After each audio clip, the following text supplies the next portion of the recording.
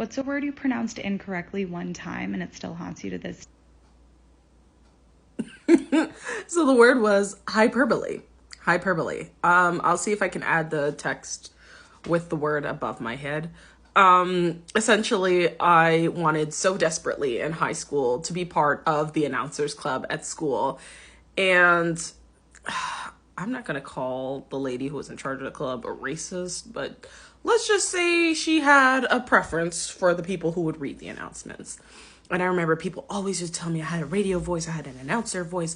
And so, of course, I'm thinking, well, I want to be part of the announcers club. That woman ran that place like the Navy. She was not letting anybody in.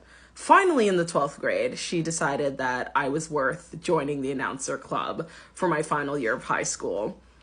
And so I joined, and of course, I'm reading all of the announcements like a pro, and everybody's cheering me on and how well I'm reading all the words. And of course, I get to that word, hyperbole, and I read it as hyperbole because I'm like, I have no idea what this word is.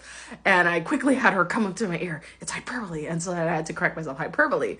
And of course, everybody in the whole school heard me say that word incorrectly. And I found out later from,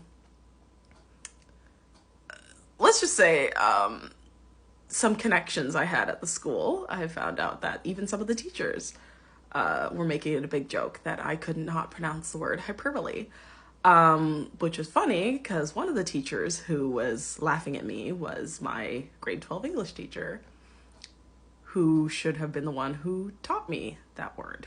But, you know, it's fine. It's school. It's school. But yeah, that one haunts me. Another one, actually, that I can think of that just came up in my head. I've always been a big reader. I love reading. And I remember speaking to a lady about her brother, and I had said to her, why is he so monotonous? And girl, she cracked up. He said monotonous. The word was monotonous.